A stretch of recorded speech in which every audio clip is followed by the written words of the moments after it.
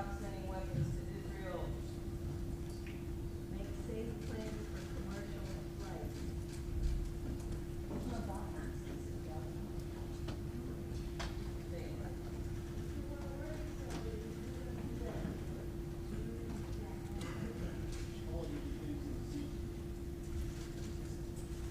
Get your priorities straight, Boeing. Equal over profit.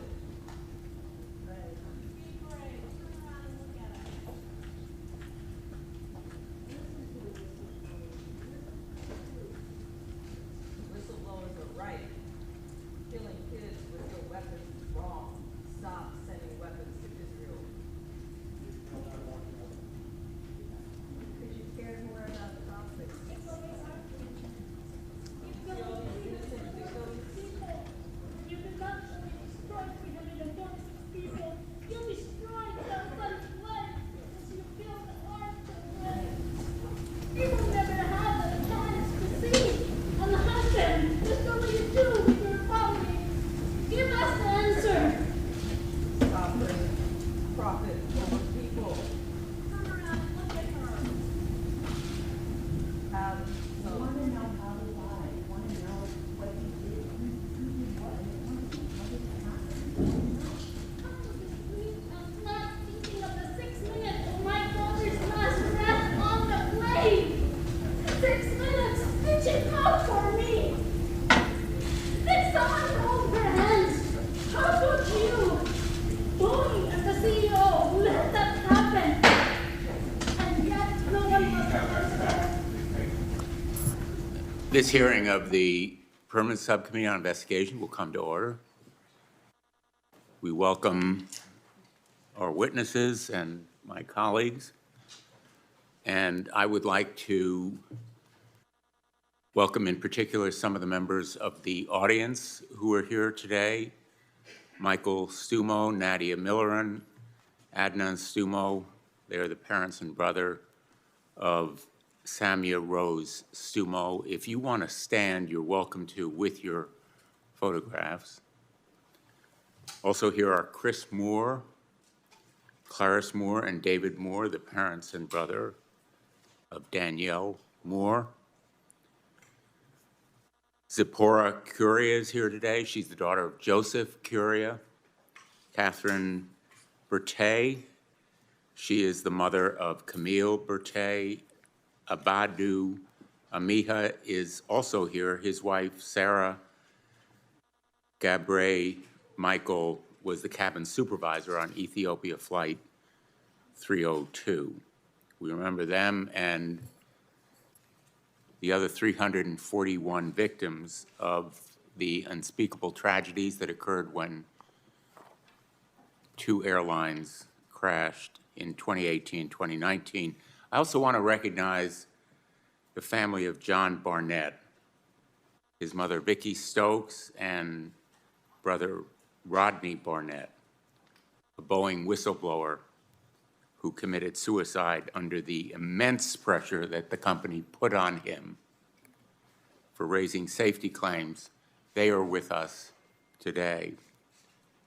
To all of you, thank you for having the strength and courage to be with us, and we are deeply sorry for your losses. I wanted to begin by introducing you because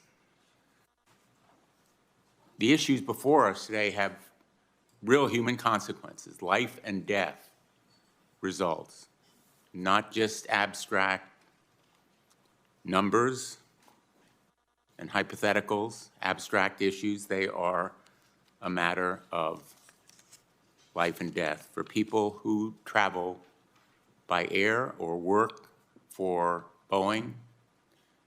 And this hearing is a moment of reckoning.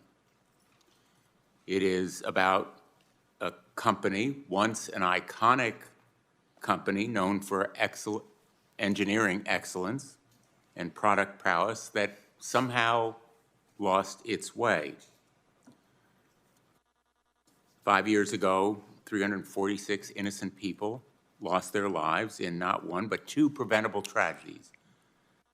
We learned those tragedies were caused by intentional decisions to put production speed over safety and profits, stock price over people. In the wake of those tragedies, Boeing promised to turn itself around. Planes were grounded, executives were dismissed, promises were made. What we've seen since from whistleblowers is that, in fact, the manufacturing issues, the retaliation against whistleblowers, non-conforming parts, quality inspections skipped, and issues concealed from the FAA, evidence hidden, all have continued. And there is mounting evidence that the deferred prosecution agreement concluded in 2021 with the United States Department of Justice has been violated. In fact, there is near overwhelming evidence, in my view as a former prosecutor, that prosecution should be pursued.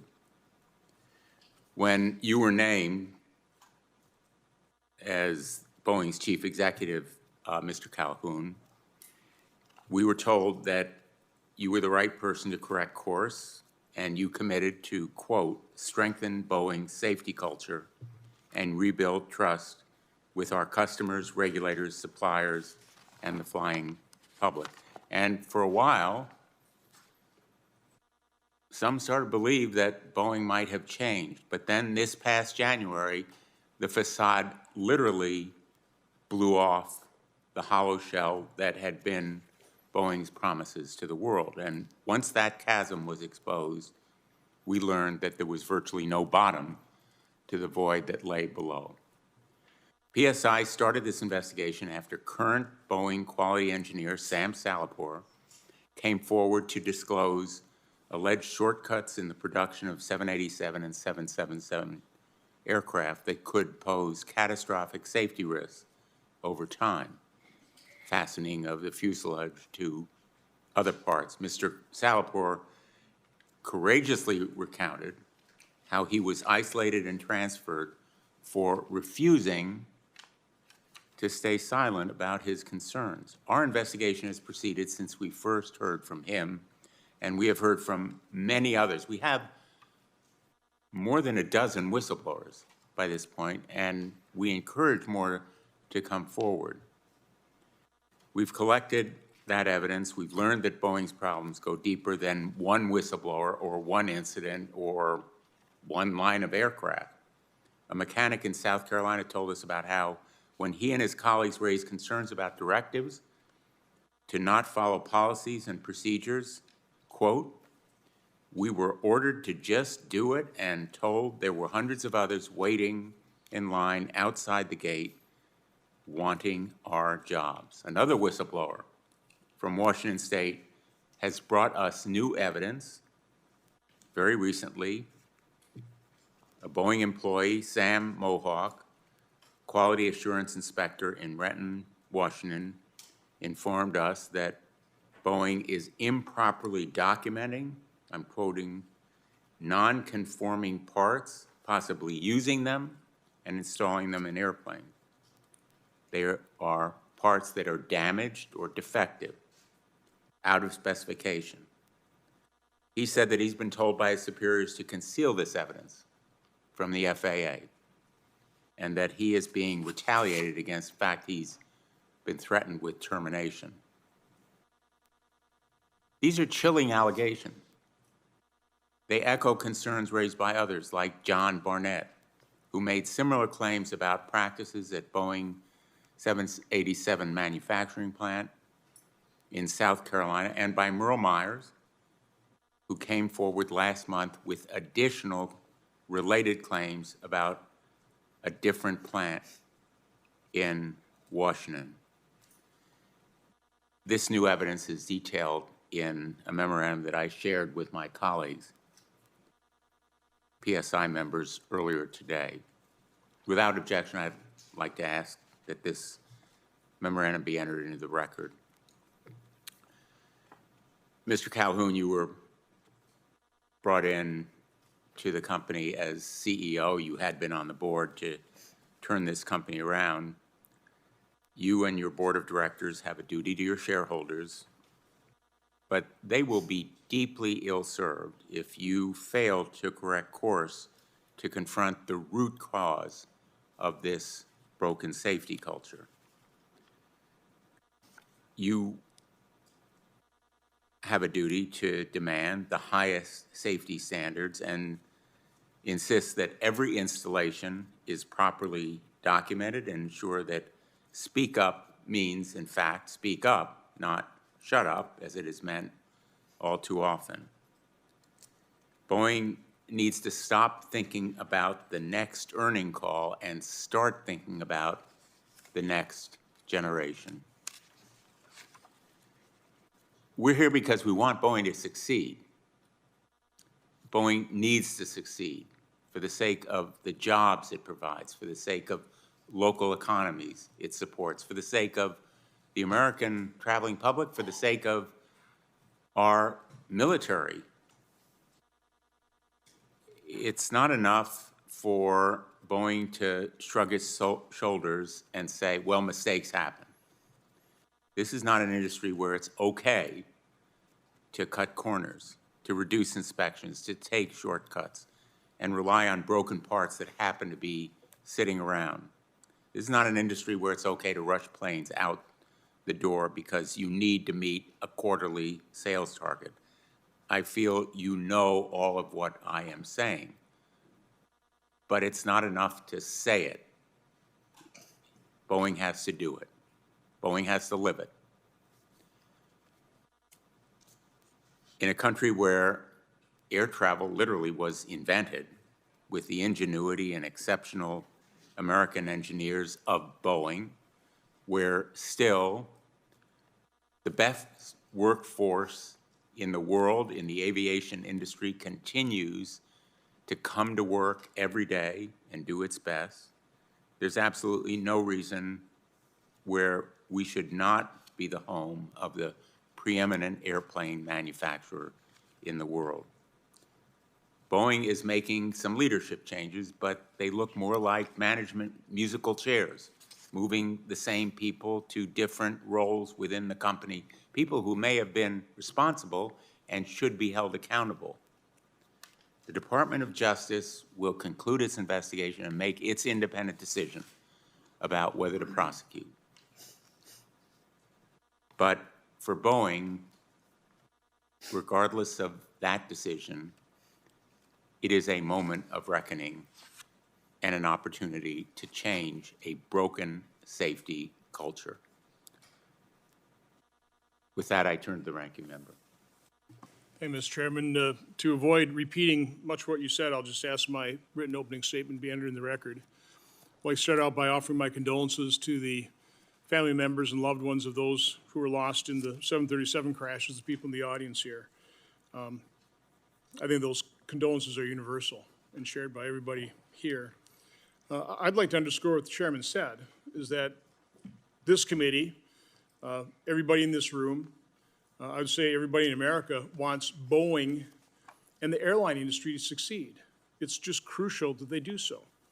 You know, I come from a manufacturing background myself, supplying plastic packaging materials to the medical device industry. I understand quality systems. I also understand the difficult nature sometimes in meeting specifications. I understand the difficult nature in today's world of hiring people in a manufacturing setting. And I read a recent article that it's becoming more and more challenging for the airline industry as well. So there are many contributing factors to what has happened. And from my standpoint, the subcommittee's role is to highlight as many of those factors as possible, get everybody focusing on them, keeping pressure on the entire system. I think that's the other point I want to make, is there are many people. It's not just Boeing's CEO. It's not just Boeing's management team. The quality system that needs to provide assurance to the traveling public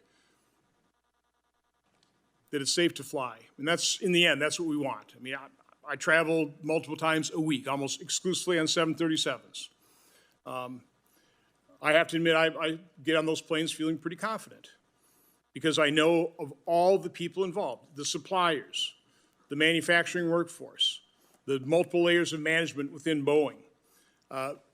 Certainly FAA plays a major role. I mean, I'm not a fan of big government, but we need government to do certain things, and one of them is the FAA doing its job of regulating the airline industry and the airline manufacturers to make sure that they have a perfect record. That's what we're talking about. You need perfection, and that's hard to achieve. The airlines themselves are huge participants in this, and I'm highly disappointed. I've spoken to airline CEOs, your customers, and I'm disappointed that they haven't been willing to come before Congress, primarily to offer assurance to the traveling public that they have their maintenance systems in place. They have quality systems. They're checking and double checking the aircraft multiple times a day. And of course, the final quality control step is, and quality control personnel are the flight crew, the pilots. And personally, I would never travel on an autonomous plane. I don't care how good you have your quality systems. I want to make sure that I've got a pilot and a flight crew on that plane with me, making sure that it's safe as best as we possibly can. So again, I think it's necessary that we hold these hearings. I wish the airlines would come in and explain their quality systems, their maintenance systems, again, with the whole goal of assuring the public that it's safe to fly today and in the future, and that they've got what problems exist, and there are obviously problems. They've got them in hand, and they're doing everything they can to fix those problems. So, again, appreciate the hearing. Mr. Calhoun, thank you for coming here. You'll be asked some tough questions here. I appreciate the phone conversation we had, and you know what you're in here for. So I appreciate you coming here. With that, I'll turn it back over to you, Mr. Chairman. Thank you, Senator Johnson. Just to assure you, we are hopeful that the airlines will be coming to appear before this subcommittee. We welcome two witnesses today. David Calhoun has served as President and Chief Executive Officer of Boeing since January 2020. Prior to taking this role, he served as a member of Boeing's Board of Directors since 2009. He served as its chairman from October to December 2019. He began his career at General Electric Company, GE, where he spent 26 years, including as vice chairman of the company and president and CEO of GE Infrastructure. He's accompanied today by Howard McKenzie, chief engineer of the Boeing company. Howard McKenzie has been chief engineer, and he leads the Boeing engineering function. He is responsible for oversight of all aspects of safety and technical integrity of Boeing products and services. Mr. McKenzie has been with Boeing for more than 3 decades. Thank you both for being here. Our practice is to swear in all of our witnesses, so if you would please stand and raise your right hand. Do you promise that the testimony you're about to give is the truth, the whole truth, and nothing but the truth, so help you God? Thank you. Mr. Calhoun, you may proceed. Chairman Blumenthal, Ranking Member Johnson, members of the subcommittee, thank you for inviting me to appear before you today, along with Boeing's chief engineer, Howard McKenzie, seated to my right. Before I begin my opening remarks, I would like to speak directly to those who lost loved ones on Lion Air Flight 610 and the Ethiopian Airlines Flight 302.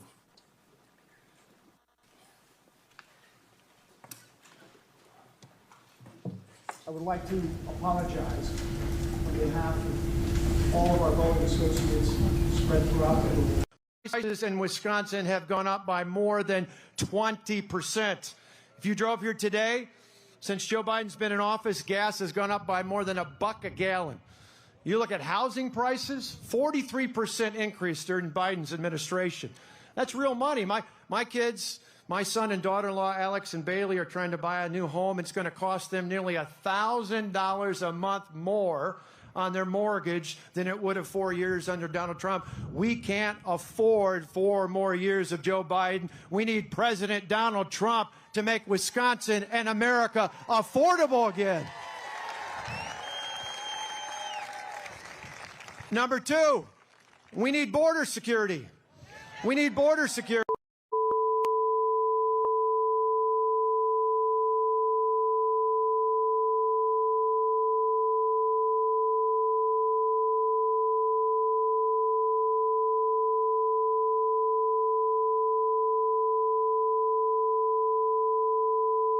Why commercial aviation is by far the safest mode of transportation today. I come from this industry, and I know full well that this is an industry where we simply must get it right every single time. I've served as president and CEO of Boeing since January of 2020, following these tragic accidents. I joined the aviation industry as president and CEO of GE Aircraft Engines. My introduction to aerospace safety was after the tragic accident in 1989 of United Airlines Flight 232 in Sioux City, Iowa, due to an uncontained engine failure. It led to sweeping changes in our industry's safety management processes and contributed significantly to flight safety going forward. And from this experience, I understand the gravity of Boeing's role in upholding the integrity of aerospace safety in our industry. We deeply regret the impact that the Alaska Airlines Flight 1282 accident had on Alaska Airlines team and its passengers. And we are grateful to the pilots and crew for safely landing the plane. We are thankful that there were no fatalities.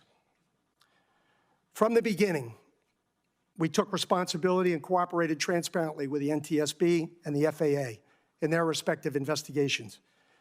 In our factories and in our supply chain, we took immediate action to ensure the specific circumstances that led to this accident could never happen again. Importantly, we went beyond to look comprehensively at our quality and manufacturing systems, and we slowed things down dramatically. To launch this more comprehensive look, we've held stand-downs in our plants, and we've listened to our employees and acted on their ideas. We've brought in an independent quality expert to assess our processes, and we have announced our intention to reacquire Spirit Aerosystems, the manufacturer of our fuselage. In consideration of these inputs, Boeing developed a comprehensive safety and quality action plan with very specific metrics, which we will use to hold ourselves accountable, and the FAA will use to provide the oversight required. Most importantly, it is our people, over 170,000 around the world, who are our greatest strength. We've asked every one of our employees to consider themselves an aviation safety advocate. We're committed to making sure every employee feels empowered to speak up if they see a problem. We also have strict policies that prohibit retaliation against employees who come forward. It is our job to listen, regardless of how we obtain feedback, and handle it with the seriousness it deserves. Much has been said about Boeing's culture. We've heard those concerns loud and clear. Our culture is far from perfect, but we are taking action and we are making progress. We understand the gravity, and we're committed to moving forward with transparency and accountability while elevating employee engagement every step of the way. Our airplanes have carried the equivalent of more than double the population of the planet. Getting this right is critical for our company. It's critical for our customers who fly our planes every day, and it's critical for our country. We're part of a global ecosystem composed of manufacturers, suppliers, airlines, airports, air traffic controllers, and regulators. And they're all committed to learning from every incident. It is this relentless focus on improvement that has led to our industry's unparalleled safety record. And it is with this mindset we're taking comprehensive action to strengthen safety and quality. And we know, as America's premier aerospace manufacturer, this is what you and the flying public have every right to expect from us. And thank you, Mr. Chairman, and Howard and I will be happy to take your questions. Thank you, Mr. Calhoun. We will have 7-minute rounds. I'll begin. Mr. Calhoun, more than 5 years after the MAX crashes, you're once again making promises and seeming commitments. They seem highly aspirational. They are very general to correct course. Do you think Boeing has done enough to date to make those kinds of corrections? And what would you say to the whistleblowers who have come forward and faced retaliation? Senator, thank you for the question. I ask myself that question every day. Have we done enough? I will remind everyone the findings and the accidents. And we all participated in the investigative work. We saw the conclusions by virtue of the NTSB reports and the local regulators' reports. These issues were attributed to the development of the airplane and a software package referred to as MCAS. And there, we took responsibility for that error. You accept that Boeing was responsible for those crashes and 346 deaths? I accept that MCAS and Boeing are responsible for those crashes. Yes, sir. But has enough been done to date already? So this is the answer to that question. The development process for an airplane starts with an engineering effort. So we have revamped our engineering effort at large. We have created a series of design practices, including a new one referred to as human factors. It speaks directly to the work that needed to be done to prevent MCAS from creating the environment that those pilots faced at that moment. So we did that. We established a safety management system. We learned from the FAA and from our airline customers what it was and how to implement it. We've been listening to it. We tuned that safety management system into every airplane that flies every second of every day, so that we could learn from those airplanes. Let me be more specific, and I apologize for interrupting, but we're limited in terms of time. Boeing has a code of conduct that states, and I quote, "I will never retaliate against or punish anyone who speaks up to report a concern," end quote. And yet, the whistleblowers that we have heard, including testifying before this committee, have reported a host of retaliatory behaviors, from reassignment to exclusion from key meeting to being sidelined and sidetracked in their careers, verbal harassment and threats, and even physical violence. After whistleblower John Barnett raised his concerns about missing parts, he reported that his supervisor called him 19 times in one day and 21 times another day. And when Barnett asked his supervisor about those calls, he was told, quote, "I'm going to push you until you break." He broke. When whistleblower Sam Mohawk raised concerns about Boeing's concealment of non-conforming parts, he was put in charge of completing corrective action investigations with an impossible deadline, and then threatened with formal discipline, including firing. He couldn't meet that deadline.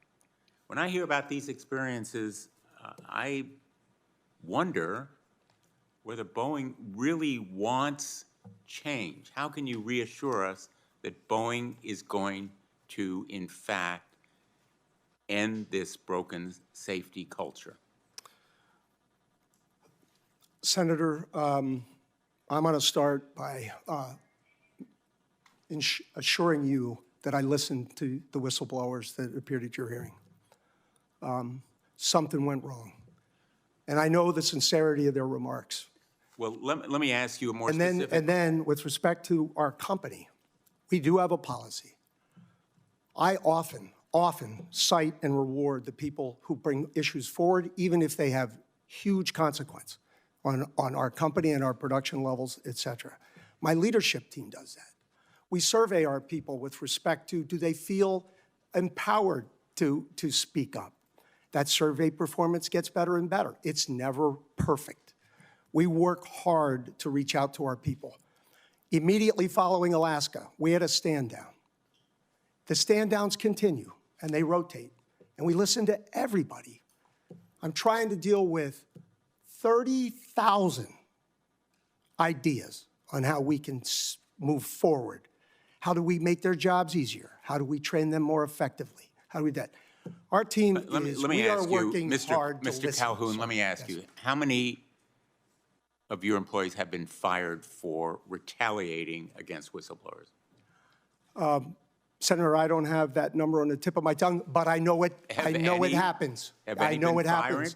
I am happy to follow up and get you that number. I would appreciate your following up. Let me ask you, have any of your supervisors, your managers, anybody been fired for retaliating against people who speak truth to power about defects or problems in production?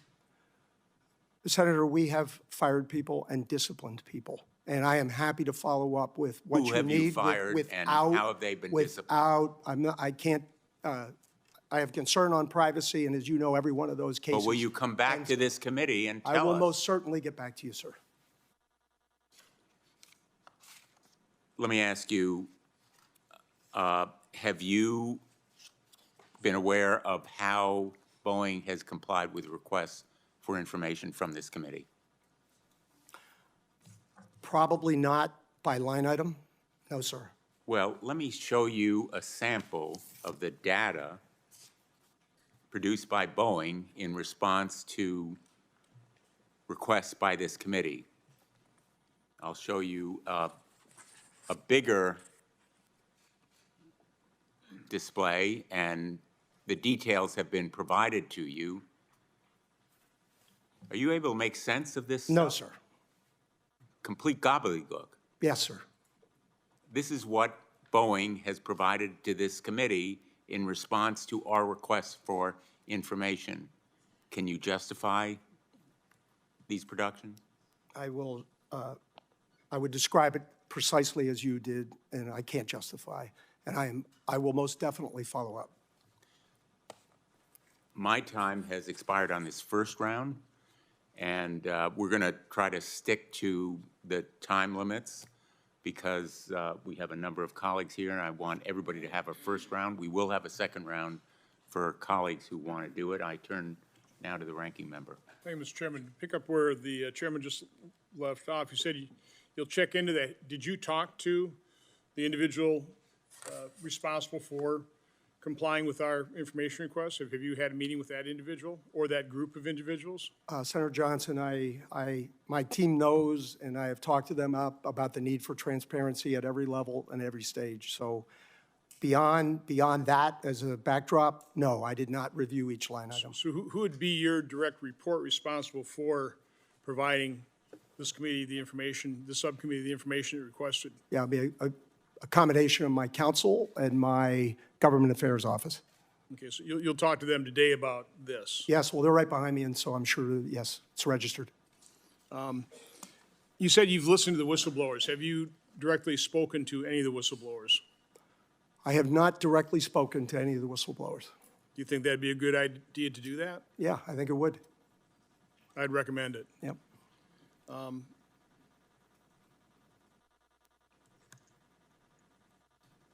Exactly what are you doing then to investigate the whistleblower complaints? If you haven't spoken to them directly. Yes, sir. I mean, again, have you just turned it over to your counsel or? No, we have a team. We have an ethics hotline and a team of investigators. The most important thing in every whistleblower out of the chute is to make sure we understand the substantive issue that is being discussed and do safety analysis immediately. And go out and interview everybody that's involved and or has touched any of that work and assure ourselves that we have safe airplanes. And if there are corrective actions to take with respect to the points that they make with us, that's what we do. And we try to get on that immediately. But there's always an objective view and a number of perspectives, particularly with respect to engineering disciplines that have to come to bear on it. So how many employees does Boeing have? 170,000. So having run a much smaller operation, I mean, first thing I can say is I realize that I don't control what everybody does. You try and set policies. You can communicate as clearly as possible. People are people. The question I have for you, because it's actually quite shocking to have a supervisor calling somebody up 19 times in one day, you know, and making the statement that I'm going to break you. My guess is you don't condone that kind of behavior. Have you looked at your incentive system within Boeing? And let's face it, there's obviously pressure on your sales, from your sales force to your manufacturing operation to deliver the planes that they've sold to airlines. Again, there's pressure throughout companies, and I can just imagine that the pressure is being applied to Boeing associates throughout the company. Okay, I get that. I've been in manufacturing. But have you reviewed, for example, your incentive systems that maybe would drive that kind of behavior? Having to meet quotas, or have you reviewed that? Yeah, this year we made a number of significant changes to our incentive structure that really emphasizes all things safety, including the running a just culture with that respect. And a just culture, I think, is the environment that you would like us to run. And so yes, that incentive alignment is now in place. So prior to our last hearing, one of the articles I read, whether fair or unfair, talked about your disclosures, it's probably the SEC, where you were scoring high on ESG and DEI, and your score was 0 on your quality. These are internal quality performance measures. Can you speak to that report? That's a fact. Because the point being is, Yes. is Boeing's management, are they concentrating on DEI and ESG, and at the expense of really meeting your quality performance measures? Senator, I've never seen those two things ever come into conflict. I don't believe my team has ever allowed for them to come into conflict in any way. It's not necessarily conflict, it's what you're emphasizing, where you're putting your management emphasis. Yes. Well, again, Senator, there's a comp system. There's also what we work on every day, all day, knowing how important and critical it is for the future of our company. Safety and quality is it. It's been that way since January of 2020 because of what we have been responding to. Safety and quality. That is what we talk about. I'll mention another article, and the reason I'm doing this is one of the reasons we need a free press. It'd be nice to have a completely unbiased free press, but we need investigative reporting. We only have so much staff here at a subcommittee level or even a committee level, so we really do need journalists going out there and digging up stories. One of the ones I thought interesting before this hearing spoke to the very real problem, the difficulty you are having in finding, well, first of all, your workforce, manufacturing workforce is aging. Throwing COVID on there, early retirements, that type of thing, you lost a lot of experience. And in the past, it sounds like Boeing was able to tap into a workforce that had experience in the aerospace industry. And you don't have that luxury anymore. I'm not exactly sure when that changed. I know, coming from manufacturing myself, it's been difficult to hire people in a manufacturing operation because, let's face it, we tell our kids, you got to get a 4-year degree and you want to be in management. So we don't encourage people to go into manufacturing. But can you speak to that issue, or maybe Mr. McKenzie can speak to that issue in terms of just your challenges in hiring people in a manufacturing setting for a very high-quality, high-demand aerospace industry? Senator Johnson, and I appreciate the question more than you know. The post-COVID moment in the aerospace industry has been unbelievably difficult to navigate. We have 10,000 suppliers. We put almost 2.5 million parts into a 787. Boeing, because it's big and it has resources, even those were strained, we were able to keep more than most. But like you say, we turned over a lot of people, and yes, a lot of experienced people. Our supply chain experienced enormous turnover. So as we try to respond to unbelievable demand for airplanes out there, We have a supply constraint that is very real, and it is not resolved today. And I think one of the most important things we can do, we've done it in a few large instances, but now we have to train ourselves to do it at small instances, meaning every employee. If a part's not there on time, if a part's non-conforming, we will stop the line. So much of this relates to an untrained workforce. I tell you, it's all about that, honestly. Okay, thank you, Mr. Calhoun. Senator Hassan. Thank you, Mr. Chair and Ranking Member Johnson, for holding this hearing. To the families and loved ones of the people we have lost to Boeing safety failures, our condolences, and thank you for continuing to advocate for your loved ones and for airline safety generally and for the safety of the public. Mr. Calhoun, it seems like every other day news breaks of a new problem or safety concern with Boeing aircraft. In just the last week, there has been one news story about questionable titanium in your supply chain and another story about incorrectly installed fasteners with your new 787 Dreamliners. There have been major problems with Boeing's manufacturing, assembly, and quality assurance. As Senator Blumenthal noted, Americans built the first ever airplanes more than a century ago. But now, for the first time in decades, Americans are more and more nervous. What are the root causes of this systemic failure? How are you going to fix it? And who should we hold accountable? Does the buck stop with you or with somebody else? Senator Hassan, I appreciate the question. And like you, I get the media input every day, and I see a Boeing description of the airplane. Two out of every 3 airplanes that fly in this country are Boeing airplanes. Right. The contributing causes to most everything outside of the Alaska accident relate to a variety of inputs that are downstream with respect to operating and maintenance and et cetera with an airplane. Alaska was a manufacturing defect. I'm not aware of any others that were. And we cannot allow one unsafe airplane to leave our factory. And so we are totally focused on everything that may have contributed to that. I will say this, every issue that occurs out in the field with an airplane, our industry doesn't actually point fingers at each other. We all rally around whatever happened.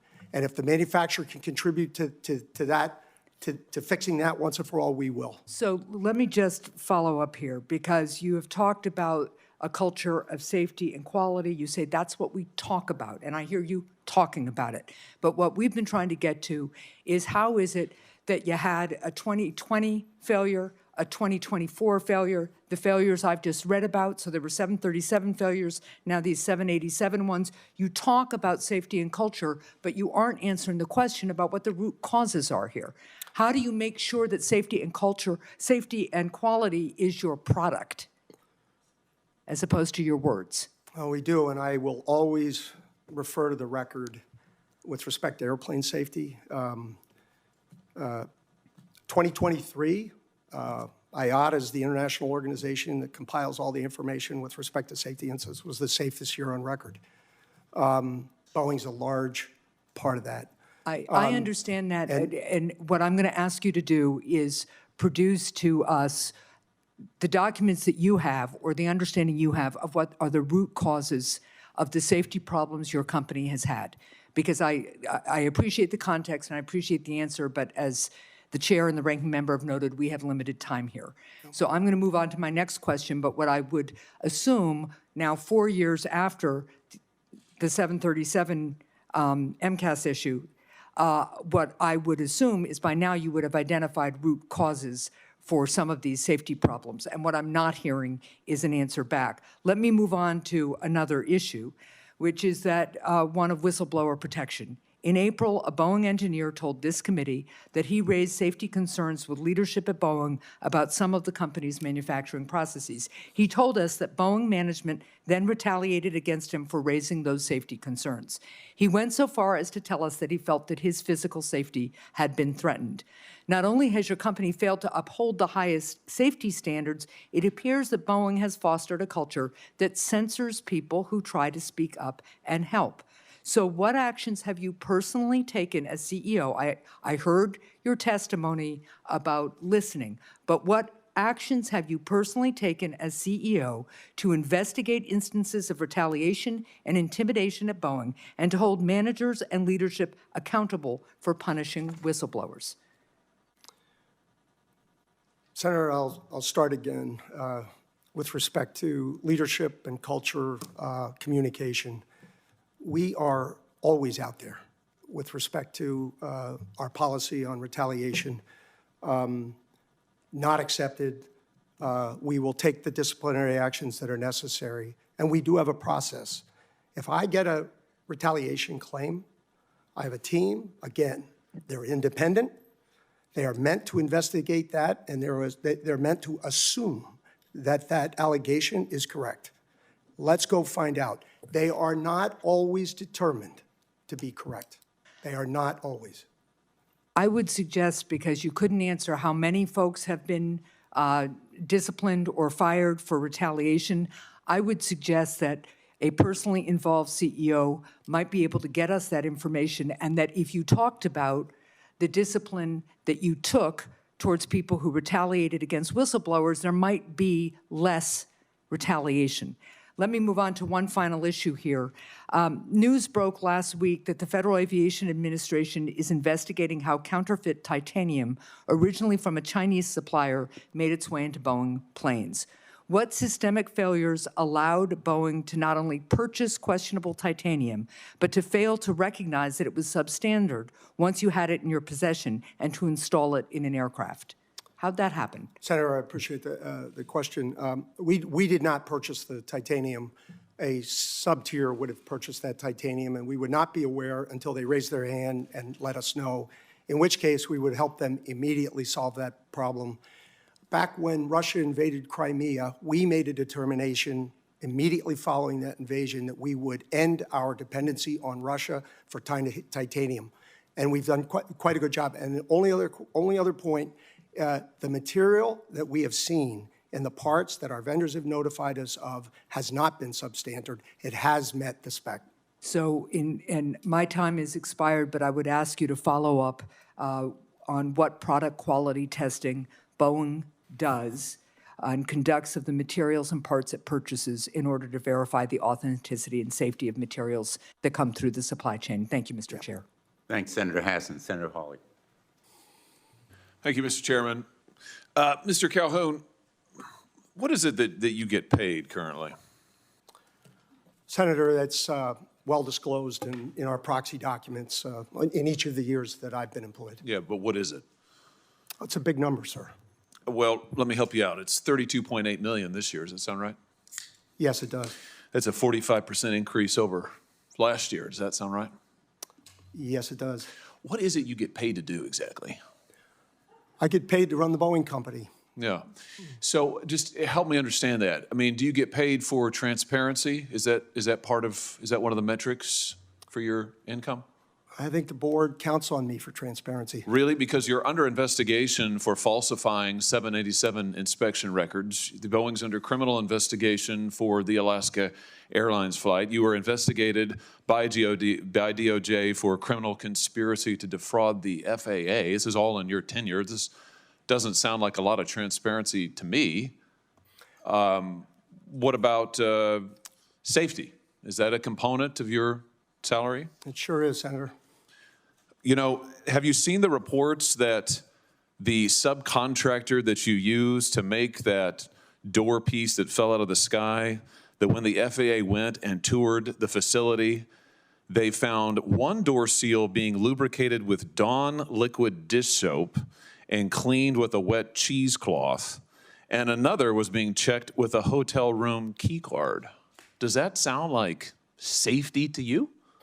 Senator, I think our relationship with that particular supplier has been well documented, reviewed by the FAA and most certainly us. And I'm very intent on acquiring that company so that none of that ever happens. You know, the FAA also says that Boeing still has not implemented the recommended steps back from 2019 and 2020 after the MAX crashes. You still have not taken the appropriate safety procedures or implemented what they recommended.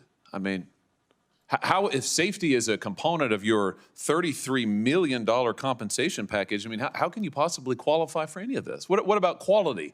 Is quality part of your compensation package? Senator, I meet with the FAA pretty regularly. They don't hold anything back, and I'm not aware of anything that has been cited with respect to those accidents that we haven't taken action on. Really? Because we've had whistleblowers, you said you'd listen to whistleblower testimony. We've had multiple whistleblowers come before this committee and allege that Boeing is cutting every possible corner on quality and safety, not just in the past, but now. They've alleged that you've eliminated safety inspections, that there are fewer in quality and there are fewer inspectors doing quality inspections out there. They've alleged that when they raised quality issues and concerns, they were reassigned, they were retaliated against, they were physically threatened. That doesn't sound like attention to quality to me, and yet you're getting paid $33 million a year. It's extraordinary. Senator, we have increased our quality inspectors significantly.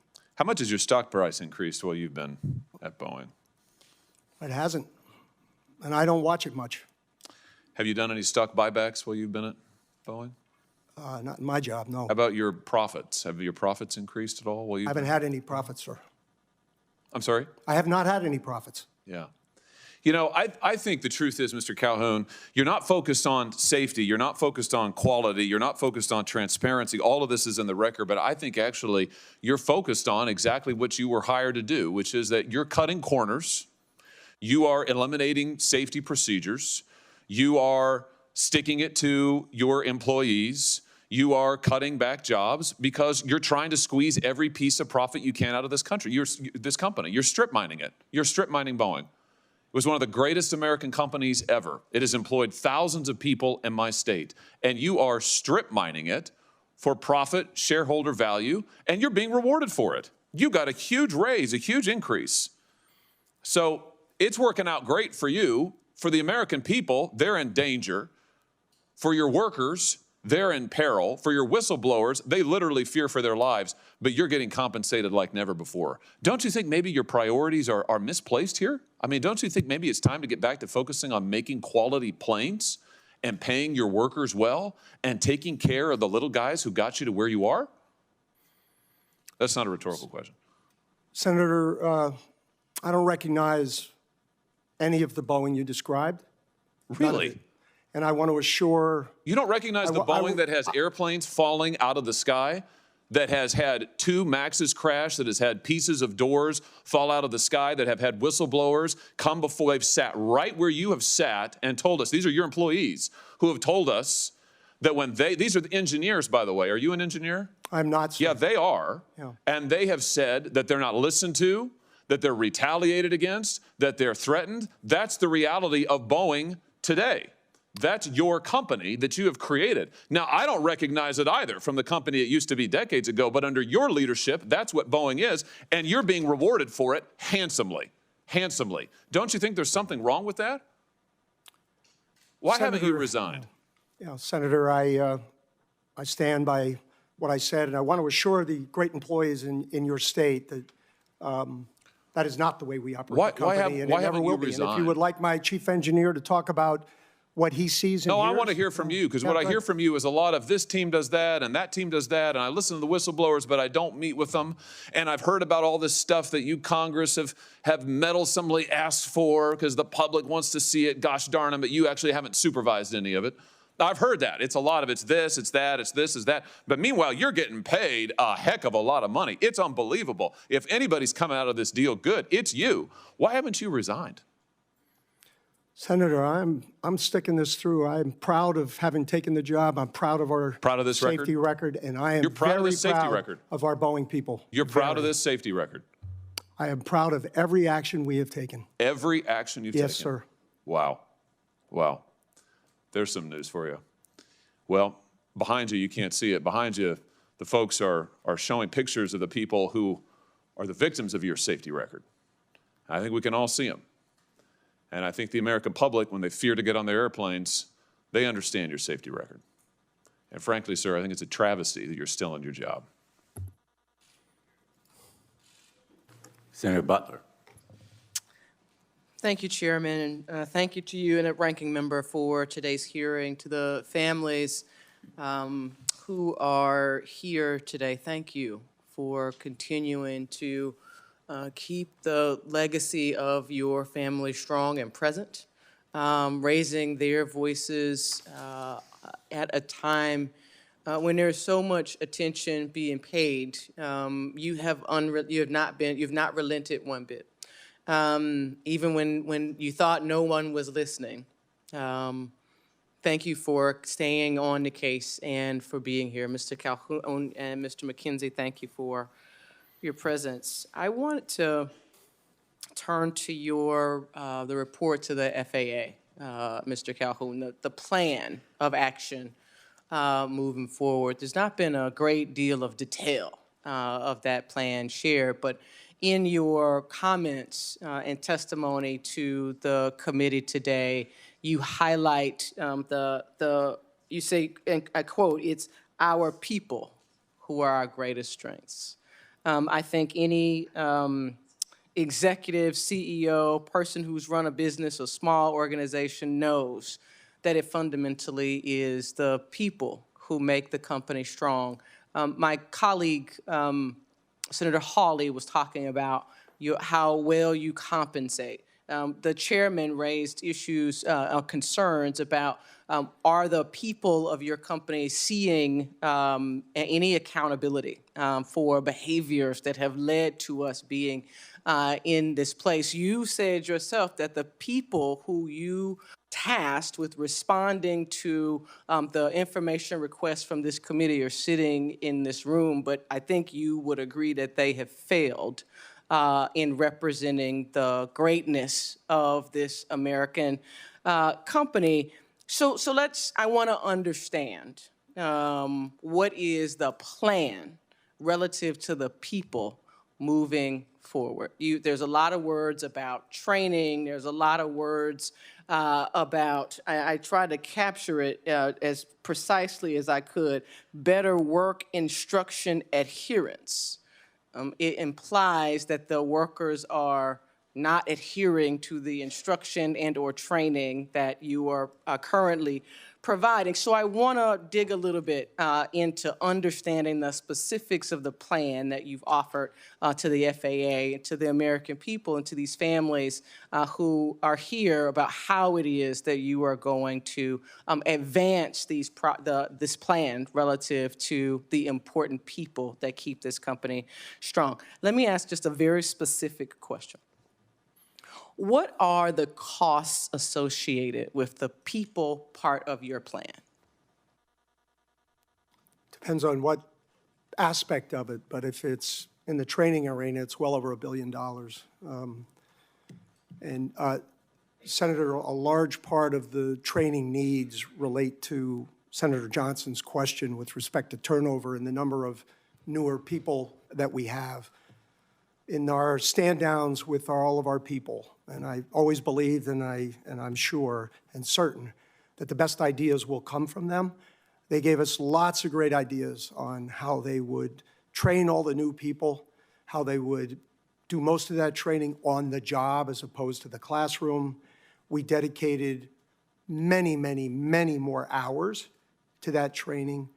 We created... I read it. It's about 300 additional hours that were dedicated to the... We created a proficiency metric, not as a pay item, but simply recognition that from the senior folks, the junior folks are now proficient at the task and the job that they have. They know where the drawings are, they know the steps required to follow each of those drawings, and they don't need to have somebody next to them while they do it. So of all the issues that we heard for all of those people and 30,000 ideas, most focused on training. So it's $1 billion, about. Yes, I won't hold something you to north of $1 billion. North of $1 billion dedicated to the implementation of the plan moving forward relative to people.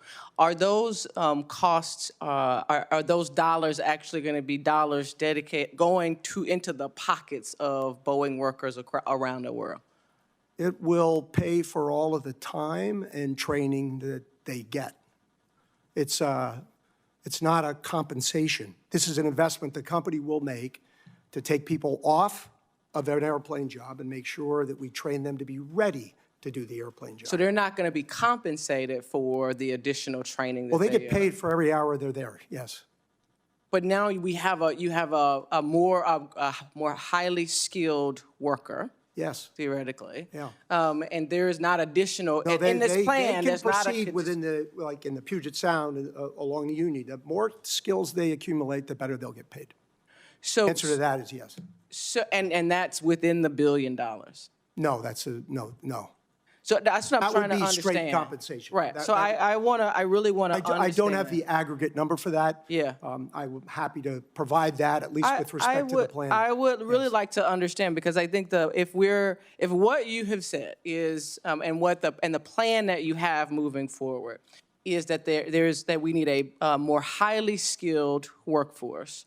I would assume that would mean a better compensated workforce that is now more highly skilled. And so Yes. I want to make sure that I understand that in particular. We're running out of time quickly. I want to pick up on a conversation that a couple of my colleagues have started out in this notion of culture.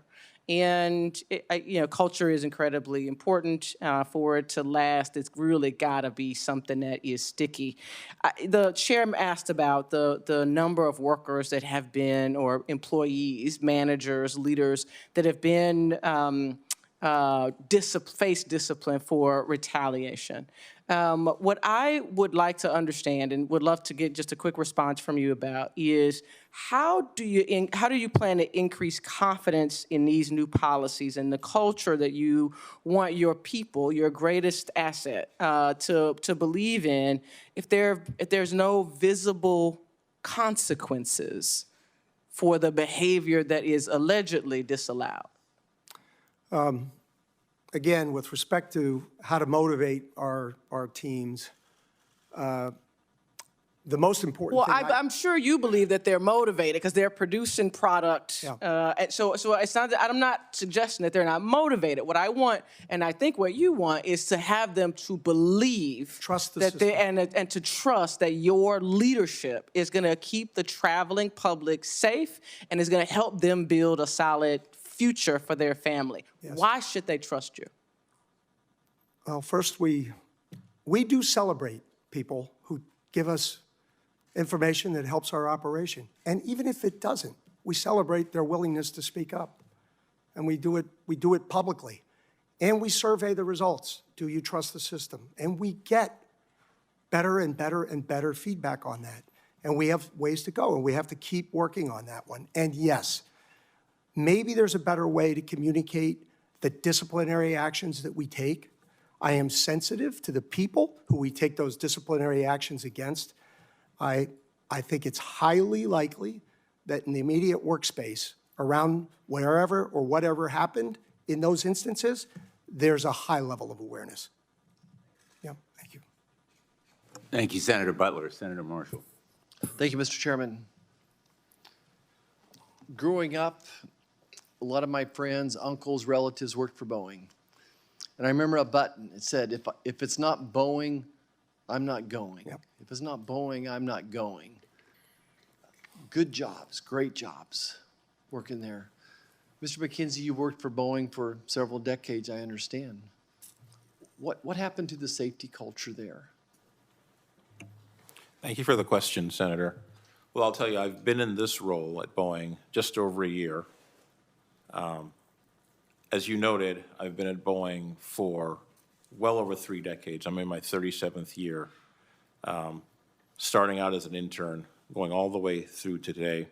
I can tell you that in the last several years, and I speak for the engineering team at Boeing, they are extraordinarily focused on safety. We've done several structural changes to the engineering function. We have aligned the engineering function into one organization. We now have the most engineers that ever populated the Boeing company inside Boeing, over 64,000 engineers.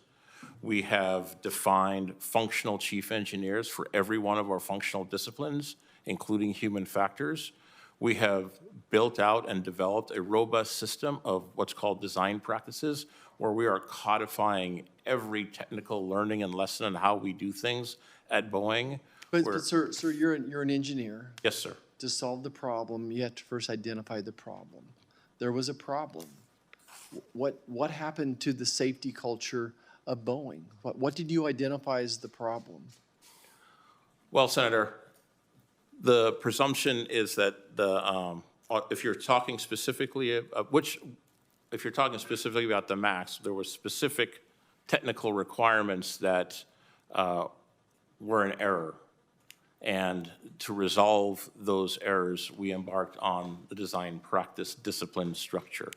Do you think that there was a culture, though, that safety was not first, from then until today? I think in that particular instance, I think that the analysis that supported the decisions that were made at the time were an error. And I can't state exactly the threads that were drawn that created that error, but we've built a system to make that much more robust today, so that will never happen again. Do you think that there's a culture of safety first today? There's absolutely, within our engineering team, there's absolutely a culture of safety first. Whenever there's an issue or a problem, invariably the very first question we ask is, what is the safety determination? We have a system called the Continued Operational Safety Program that addresses every single item coming out of our fleet every day. Every engineering leader in the company gets an email every day that identifies all problems that occurred in the fleet. They're called cost reportable problems.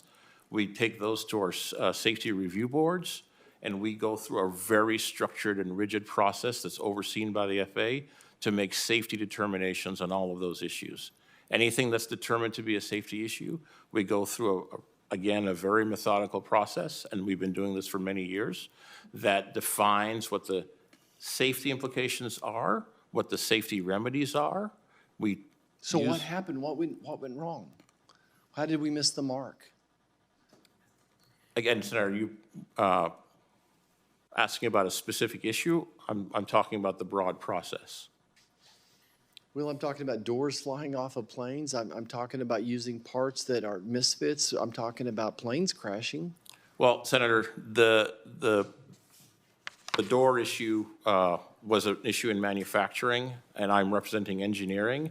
The engineering design of the door is not implicated. However, the engineering actions through all of that remain, as I explained, focused on every learning that comes out from the fleet, uses the robust processes that we have in conjunction with the FAA. They're all overseen by the FAA, and implements all safety precautions in the fleet from an engineering perspective here. So certainly as I talk to aerospace engineers, they're absolutely convinced Boeing is engineered properly. They're absolutely solid airplanes. There's so many good things we could, and I talked to the pilots. The pilots love their Boeing airplanes. So many good things that they could have enough good things to say about Boeing airplanes.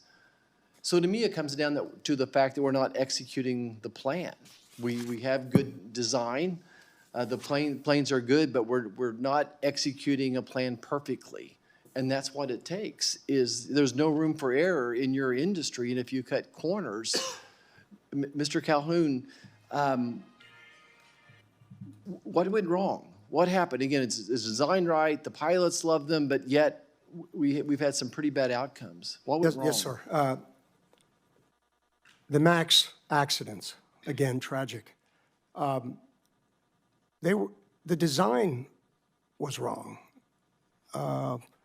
The NTSB reports, all of the investigative reports, specifically identified an error with MCAS. MCAS created an environment in the cockpit at a crucial moment. Okay. And, then fast forward. Now and so now we're using and so misfit. Mr. McKenzie, what he refers to is about probably half our people, engineering in particular, work on the development of airplanes, and half work in support of production operations. So with respect to the accidents, where we were focused, and the description of the changes, and they're big and they're significant across the engineering department, we're focused on preventing the design problem from ever happening again.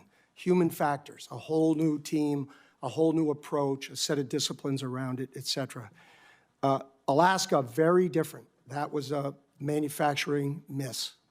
That is what our quality action plan is all about. I believe while there was a very discreet miss with respect to the documentation of removal of that door plug, which caused this to escape our factory, while that happened, and it was a discrete instance on one airplane, we have tried to look at literally everything we do to make certain that that can never happen again. And that is what our quality plan is about, and that is what we're up to.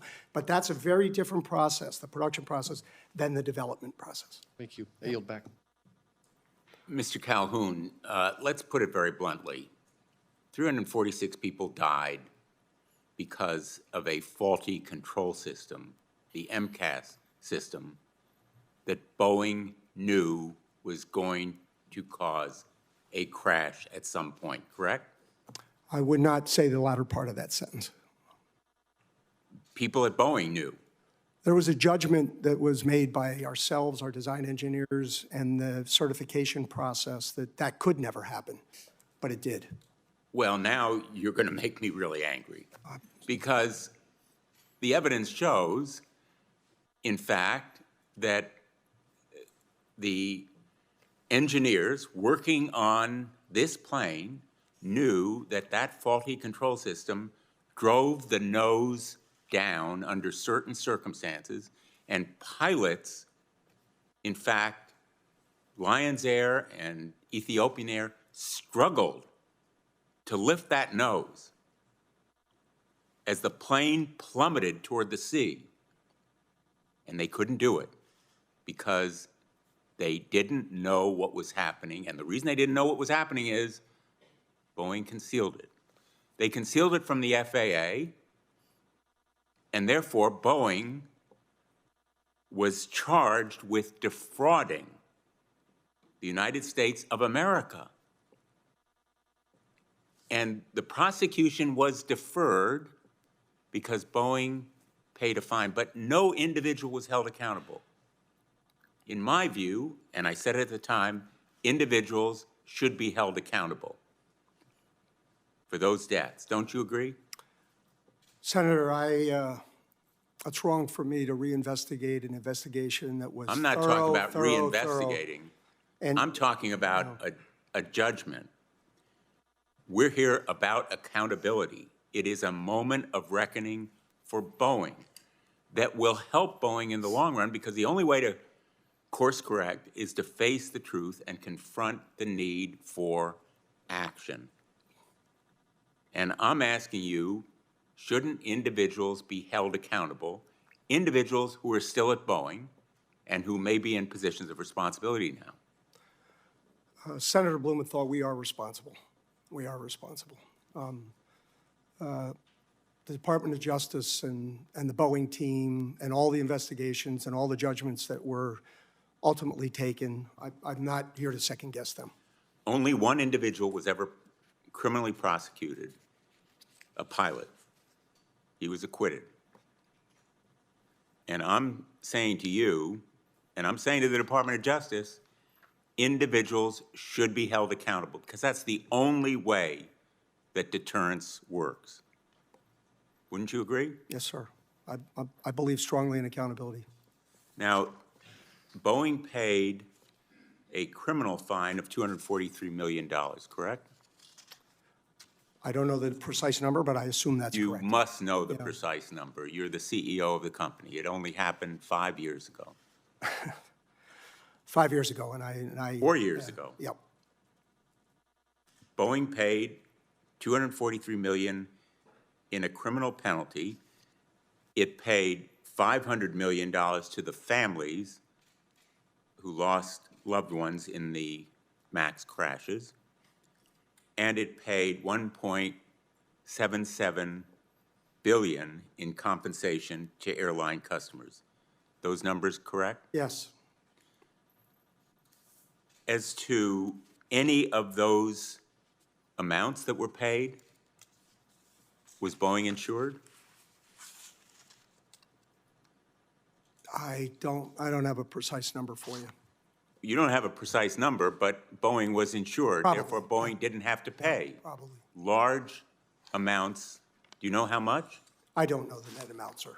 Let me ask you this. Did Boeing take tax deductions on any of those amounts to reduce the impact to the company? And I don't have the answer to that either, sir. You don't have the answer I as don't. the CEO of the company?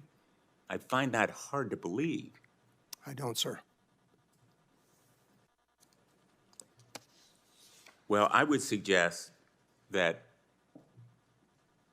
the prosecution that is, in my view, almost certainly to result from the investigation underway, and I say again, as former federal prosecutor and state attorney general, I think that the evidence is near overwhelming to justify that prosecution, that there ought to be individual accountability and amounts that really reflect the harm done that are not deductible, as those amounts were.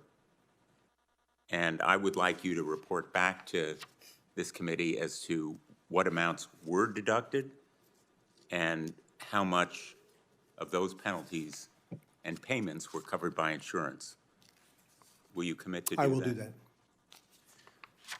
John Barnett went through 2 days of deposition. Have you read his deposition? Yes, yes, What was your reaction? heartbroken. Well, it was heartbreaking, that's for sure, but did it cause you to want to take some action against those employees who put pressure on him and threatened him? Senator, now this was considerably before my time. I do know that that process was taken up by the governing authorities and was looked into, and they came out with a determination that I know nobody's satisfied with in the Barnett family, and I understand that, and I understand why. But it did go through a process, and I know the family will take exception to that process, and I understand it. I'll turn to the ranking member for second round on his part. See, I have colleagues here. Should I defer to either Senator Hawley or Senator Marshall? Well, I guess what I'd like to do, and maybe Mr. McKenzie would be the person to speak to this, or Mr. Calhoun. Again, the goal here is to reassure the public that they feel safe to fly. We want Boeing, we want the airline industry to succeed. So can one of you go through the entire quality and safety process that provides that assurance? I talked about all the players in that process, the suppliers, your manufacturing associates, your management, the FAA, which, by the way, the FAA has only turned 172 documents over this committee as well. They're not exactly, as is true in just about every government agency that I've tried to do oversight on, they're not very transparent. But the FAA, and then finally the airlines and their maintenance crews and the pilots. Can you just kind of talk the way through that, you know, even if Boeing doesn't reach perfection, you know, there are other steps beyond that to try and catch errors. So go through that process, please. I'll start. I'll turn it over to Howard. Alaska was a manufacturing defect. It created an unsafe airplane. Perfection is what our job is, and it has to be absolute. We inspected every airplane that has that plug quickly. We know it was a single airplane. And as I said, for all of the media coverage of Boeing airplanes over the course of this year, I believe that was the only manufacturing defect that's related. Now, so what we do first is we close that down, period. We look at the value chain from the delivery of the airplane all the way back through our supplier. And we take dramatic steps to make sure that at every step of that value chain, that door could never leave the airplane in flight. This was related to our Spirit supplier. And I'll do this just for effect, and I'll let Howard cover a little more. We used to inspect those fuselages when they arrived at our factories. And we had a lot of inspection sites. And then we would fix all the nonconformances that we would find in those inspections in our factories. And it created more movement than we should have. So immediately following this accident, we moved 13 inspection stations down to Wichita. And we asked, well, we demanded that Spirit treat us as an inspection authority on their premise and treat it like an FAA ticket, so that not a single fuselage would leave that facility that wasn't in perfect condition to come to ours. That was a movement of roughly 200 inspection engineers to do that. And then it required probably at least that or double that from Spirit to help us man those stations so they could learn what this process is. So I say that just because that's how big this effort has been for us, and that is how we've done it. And we've then sent that message to every supplier with respect to perfection of the products that they deliver to us so that they can move through our line in regular order.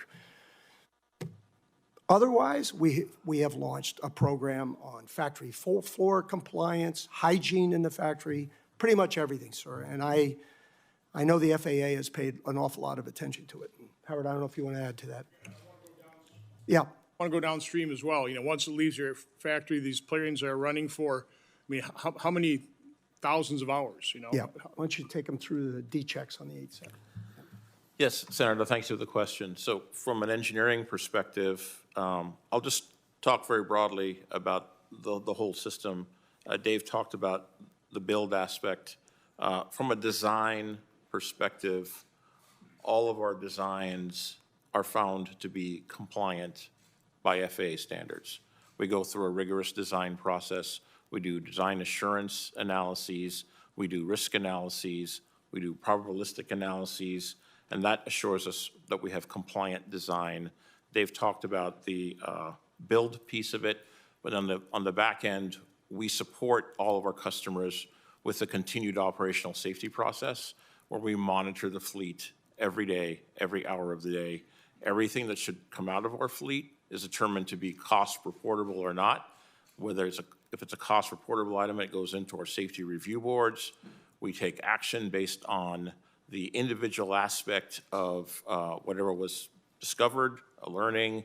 We make a safety determination. That is all shared transparently with the FAA, and the FAA takes their own independent risk analysis based on what we've provided. And these are airplanes that have been sold and being operated by the airlines. These airplanes have been sold and have been operated. We provide our operators with a robust set of operational guidance to keep the airplanes maintained, keep the airplanes repaired, and keep the airplanes supported. We also provide individual support for items that a customer and airline can't support on their own. And then the airplanes go through a rigid structure of repeated inspections over their lifetimes that are By Boeing? They perform these inspections per Boeing data on given their own FAA-approved maintenance practices. And so it's a constant conversation back and forth. For example, our 787. How complex is the maintenance schedule? I mean, how many timed maintenance activities or measures are taken, on a weekly basis, monthly, annual basis by the airlines? It's multifaceted, Senator. Depending on the airplane system or structure, there are determined maintenance intervals and cycles for different aspects of the airplanes to be inspected at different times. Depending on the airplane, it's what we call limited validation or its life cycle. There are prescribed structural inspections that occur for this 87, for example, 6 years, 12 years, and onward. Those are major structural inspections, but there are interval structural inspections with particular parts of the airplane at regular intervals.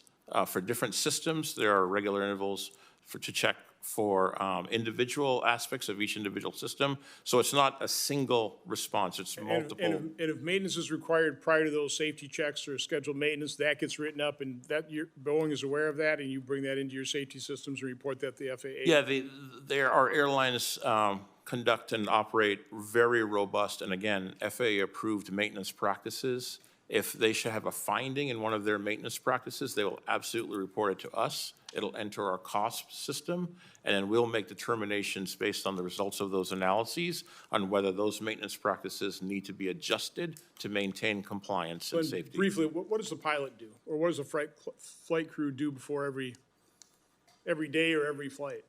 Well, they do their regimen of pre-flight checks. They do their, and every airline has their own prescribed pre-flight checks. They're based on Boeing flight crew operating procedures, but the airlines have the option to define their own for their particular operation. But the pilots go through their pre-flight checks on the airplane. They check the various systems, understand status lights, hazard lights, everything else that might appear in the flight deck. And all systems have to be go, or we're sitting there at the ground stop and waiting for the maintenance. Correct. We also have what's called a minimum equipment list that allows airplanes to be dispatched if not every single system is working, but enough are working to provide absolute safe operation. And the airlines operate with that as well as part of the cadre of data that they use to support daily operation. And of course, we are listening to all of the airlines in the world that operate our airplanes on 24/7 clock. And again, that's why I'd like to get the airline, the CEOs or some representatives come in here and describe that for us. Again, try and set people's minds at ease, but. And along those lines, if I might mention. Your microphone? Along those lines, if I might mention relative to the 87, the structural reviews that Howard referred to, 6 years, 12 years, many of those airplanes have been through those reviews. And we have not had an airplane that has had a better structural integrity than those airplanes as they move through there. Perfect record. You're saying pretty much a perfect record. The 787, you're saying? 787, Okay. yeah. Thank you, Mr. Chairman. Senator Hawley. Thank you, Mr. Chairman. Mr. Calhoun, just to come back to you, isn't a big part of the story not just what's happened at Boeing in the last year or two, but what's happened over the last 20, what the C-suite has done to this company? Let me give you an example. This is from the Atlantic magazine last month. For nearly 40 years, the company, Boeing, built the 737 fuselage itself in the same plant that turned out its B-29 and B-52 bombers. In 2005, it sold this facility to a private investment firm. Offloading, Boeing called it. The tail, the landing gear, the flight controls, and other essentials were outsourced to factories around the world, owned by others, and then just shipped to Boeing for final assembly. Mr. Chairman, I'd like to, with consent, have this article, Boeing in the Dark Age of American Manufacturing Industry. Without objection. You now have at least 600 direct suppliers worldwide. Who knows how many subcontractors? You've got 35 direct suppliers in China alone. I mean, hasn't this really been the hollowing out of Boeing? Senator Hawley, I think the decision that we have made with respect to Spirit Aero and our determination to bring it back into the Boeing fold is definitely a vote in favor of vertical integration. That's one. I can't comment on all of the ones of the past. And we have not had the number of issues in those that we are currently dealing with respect to our fuselage. So I can't rewrite history, but I can take action You're in charge forward. you're in charge of the company. I'm just asking you.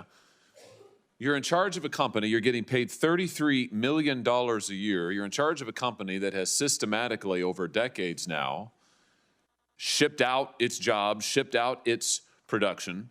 Over the last decade, while you've either been in charge as CEO or on the board, stock prices have rose 600% at Boeing. You've, in fact, done $59 billion in returning cash to shareholders, $20 billion of that in dividends, $39 billion of that in stock buyback. Some people are doing great here. I'm just wondering, given the fact that your airplanes are falling out of the sky, do you think that any of that has to do with the fact that you really don't make that much anymore in this country or in-house? I mean, hasn't it been a mistake to hollow out the company and ship your production and your manufacturing and your know-how to other places around the world instead of doing it yourself, the American engineers, American workers? Senator Hawley, I think I read an annual report going all the way back to the introduction of the 747, which highlighted the fact that 65% of that airplane would be sourced by U.S. manufacturers here and there. And the other thing I do know that since 2015, again, I don't have all that history, but before that, we have actually brought more work to the U.S. than we have taken out of the U.S. And at an absolute level, our work in the U.S. is in the high 80%. And that is unlike any other industry I have ever worked in. These are your suppliers, you're saying? These Yes. are your subcontractors? Yes. Right, the ones who are using Dawn dish soap to test their doors and cheesecloth to test the plugs, right? Those. Your CFO, Brian West, recently went on the record and said that Boeing probably got a little too far ahead of itself on the topic of outsourcing. You agree with that? He was speaking directly to our decision to go after Spirit. So he was right? He was speaking directly to our decision to vertically integrate Spirit. So he was right. You got too far ahead of yourself on outsourcing for all of these years. Is Boeing going to change course on this? We are most certainly changing course on Spirit. You've got 32,000 machinists. These are American workers who work for you. These are Boeing employees in the Pacific Northwest. You're in contract negotiations with them right now. 32,000, that's a lot of them. The last time that they got a contract was 16 years ago. Do you remember the terms of that contract? I don't. It was a very long contract. Yeah, well, they got 1% wage increases over 8 years. 1% over 8 years.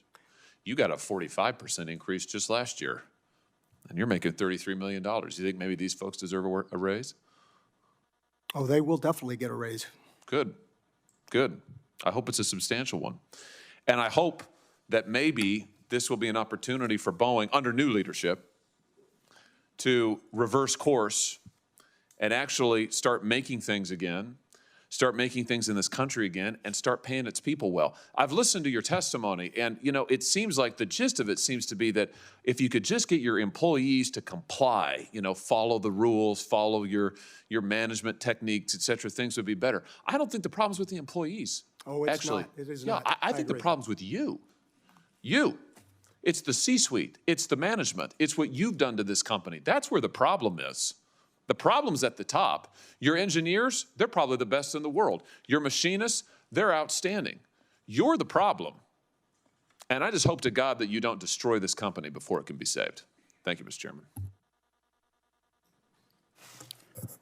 Thanks, Senator Hawley. I want to talk about specific problems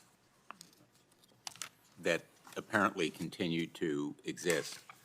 Have you read or heard recently about rolls that the MAX has suffered? I have, sir. What's the story? Well, Senator, it's the NTSB is involved, and they will investigate the hypotheses that we're aware of will not involve the manufacturer of the airplane. Well, what is the cause of those rolls? It's the same phenomenon that occurred before that Ethiopian airplane crash. No, sir. And I have to let the NTSB do their work. They will conclude it. What about fasteners improperly used? Yes, Senator. So clarification on the fasteners. These are fasteners that are common to the side of body for the 787. All the fasteners are installed. All the fasteners are torqued to the proper torque specifications. The subtlety here is that we're torqued using the head side of the fastener as opposed to the nut side. And so we are redoing the analysis to understand if that has any safety implications. All three of the submodels of the 787s will be analyzed. The first submodel was analyzed. So and there it may is be a problem there. It's completely acceptable.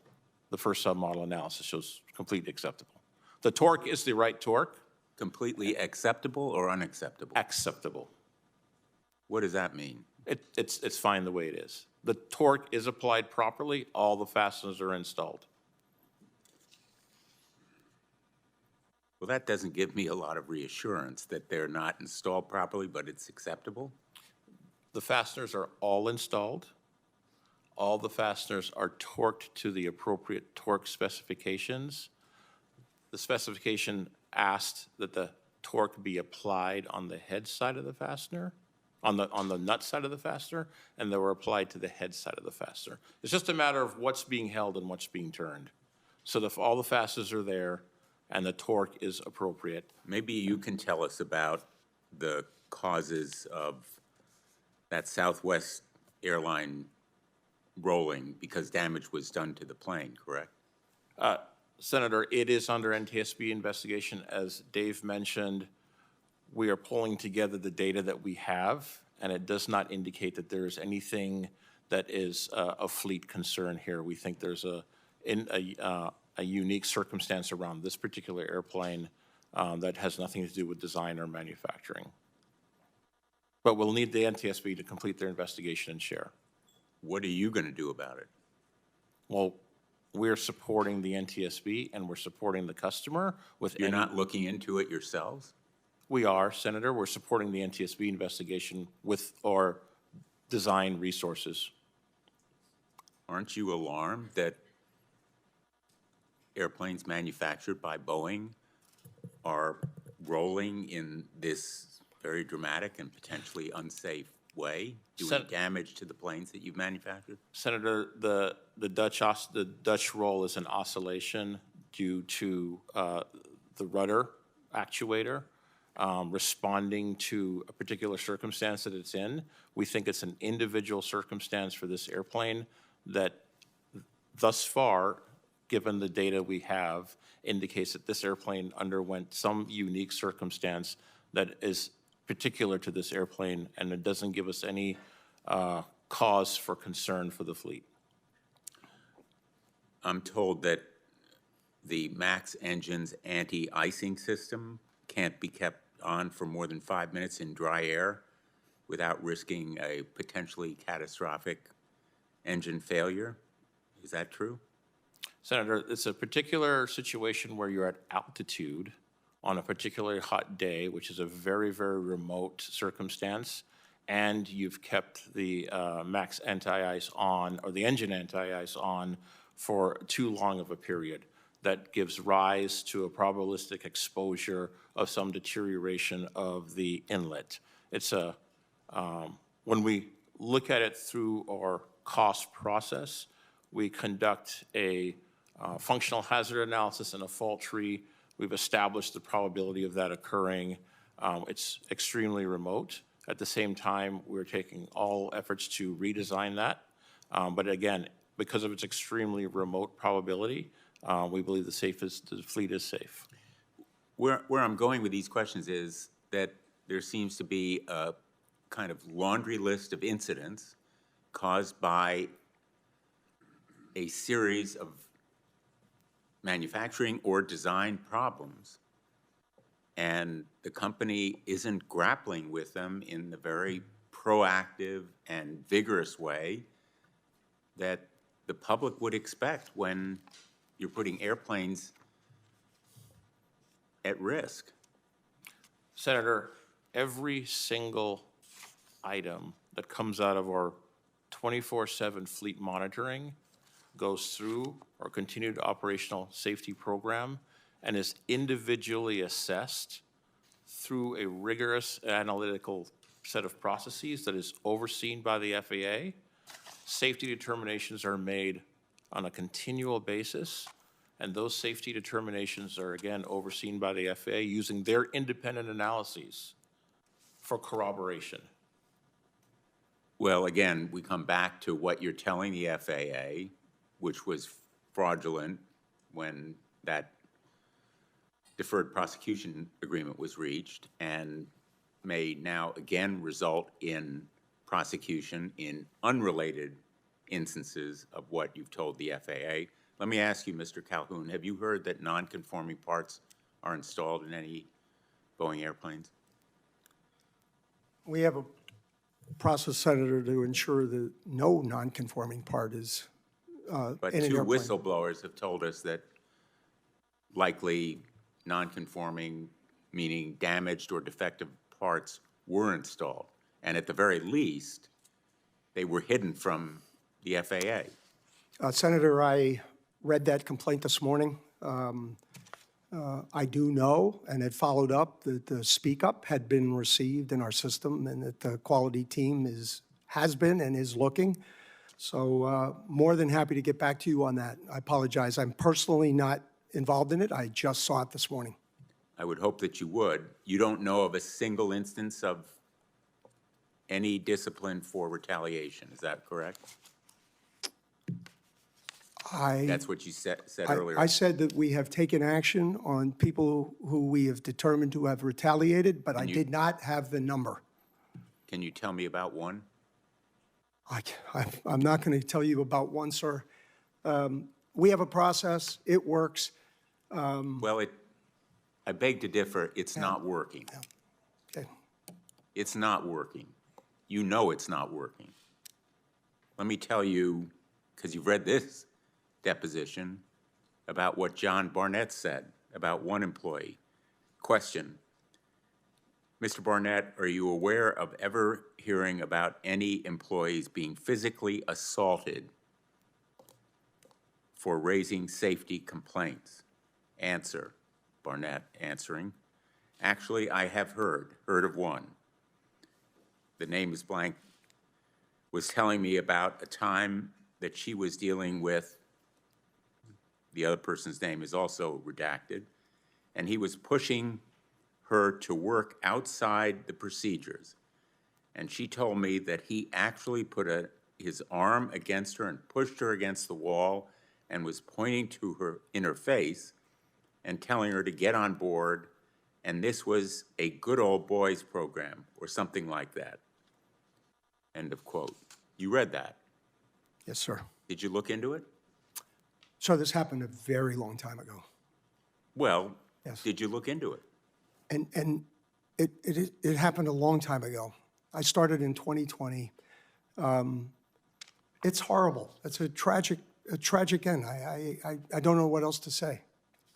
Well, I understand your feelings of regret about it, but what's needed here is action. There are a series of whistleblower complaints. There are a collection of retaliation actions, and there's been no action on them. Now, you submitted a plan that sounds very much like the 90-day plan or the plan that the company submitted previously. I'm going to put up the 90-day plan that you submitted. This is what you agreed with the FAA to do in 2015. I'm just taking 4 examples.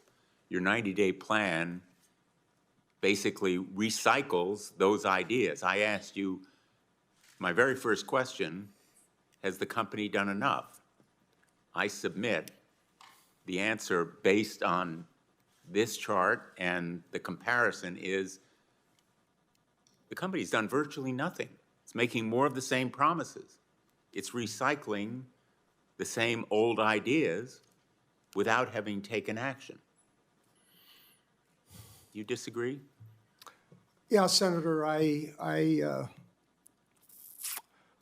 again, I started in 2020. I don't think I've ever taken, or our I's the wrong word. We as a leadership team could have taken any more dramatic steps than we've taken. Howard described what has happened within the engineering function. We stood it up on its own.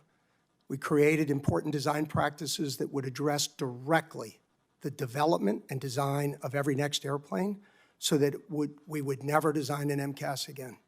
And it would include a very comprehensive look at human factors, pilots, all those interactions.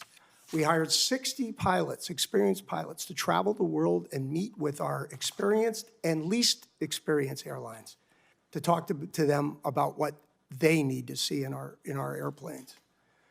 The list goes on. The safety management system basically started and designed and attached to the cost program that Howard discussed, which is to listen to every airplane every day, every second as one takes off, so that we can hear and then evaluate and support our customers to improve safety every day. And safety does get better every day.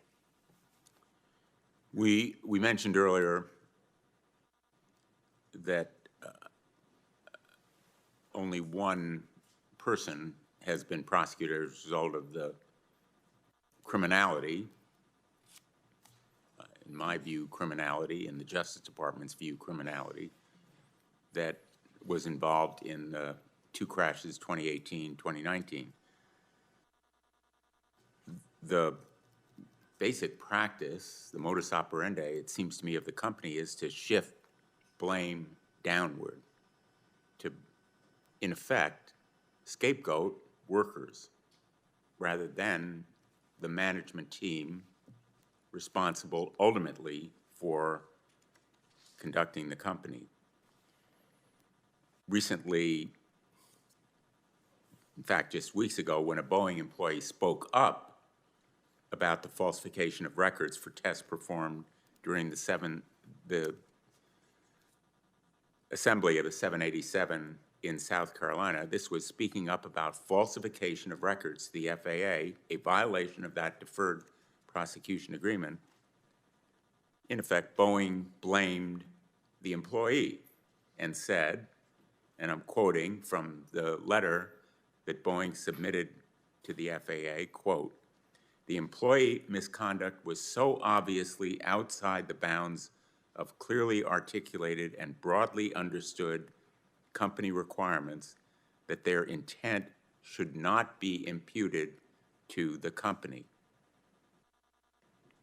The same letter says that the root cause of the falsification has not been determined. You familiar with that letter? Senator, this issue, I will start with the employee who observed a practice and raised his hand and brought it to our attention. A team of very qualified engineers, because this was not a simple determination to come to, within a day, got to the determination that this employee misrepresented his work directly. That is unacceptable, and disciplinary actions will be handed out, and it'll be quick. But what about the managers who may have known about it? Have you begun an investigation? Oh, there will be a line right up with respect to the managers, but this was a misrepresentation. I'm going to ask the ranking member whether he has any other questions. I'm fine. You know, we are running out of time, and you have promised to get back to us with information that I think this committee needs and deserves, but will you also commit to respond fully and transparently to the request for documents that we've made instead of what you and I have agreed is gobbledygook? Yeah, Senator, I will look hard at that. The answer is yes.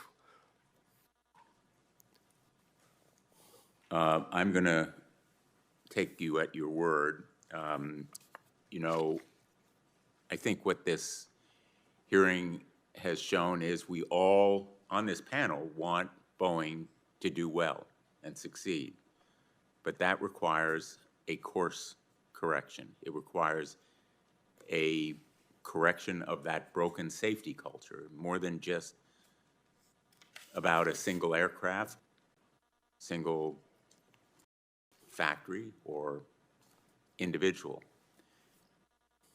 And I think that there has to be a change in more than a single manager. Wouldn't you agree that a team of managers has to be held responsible for this kind of losing record? Senator, we have made a very significant number of changes, starting with the tragedies that occurred. We have a whole new board, engineering representatives on that board, airplane experience on that board, safety on that board, replaced every single leader across the executive leadership team between 2020 and where we are today. And then we took actions with respect to the Alaska accident, specific to the MAX 737 production program. I do believe in accountability. I do believe in it. And even it's hard to administer, but I believe in it. And we have been working hard at that. Would you agree that there has to be more accountability? Senator, I am doing everything in my power. If I agreed, then I would have done something more. I have done everything I believe is required. I am leaving. Leaving? Yes, sir. At the end of this year? Yes. But people in the current board or management structure, in effect, are filling positions that are open, same individuals. Wouldn't you agree there has to be more accountability and a different team? Not the same individuals. We try to select people who know a lot about airplanes. We are an industry where domain expertise matters a lot. And so we do prefer to choose from within, but we also do our best to match the skill sets with the opportunity at hand. Right now, the immediate opportunity, and I think your committee has helped us point this out, along with everything we've learned in the stand-downs and accident, engagement, engagement, engagement, engagement. Trust with our workforce. That I understand. And the people that we have selected to fill these jobs were based on that spec and that spec alone. Well, I think that you've certainly demonstrated that you can talk about these changes, but making the changes may well require a different team. And accountability is very important for the past, but also going forward for the future. So I look forward to hearing more from Boeing. I look forward to hearing from the airlines, as the ranking member has suggested. And we are going to pursue many of these issues because they are a matter of life and death. And they have profound consequences to our economy and to the traveling public. And again, I want to thank everyone in the audience, particularly those who have been personally affected. And I think we want to continue to encourage whistleblowers to come forward and protecting them from retaliation. The committee record will remain open for 10 days, and the hearing is adjourned. Thank you, Senator.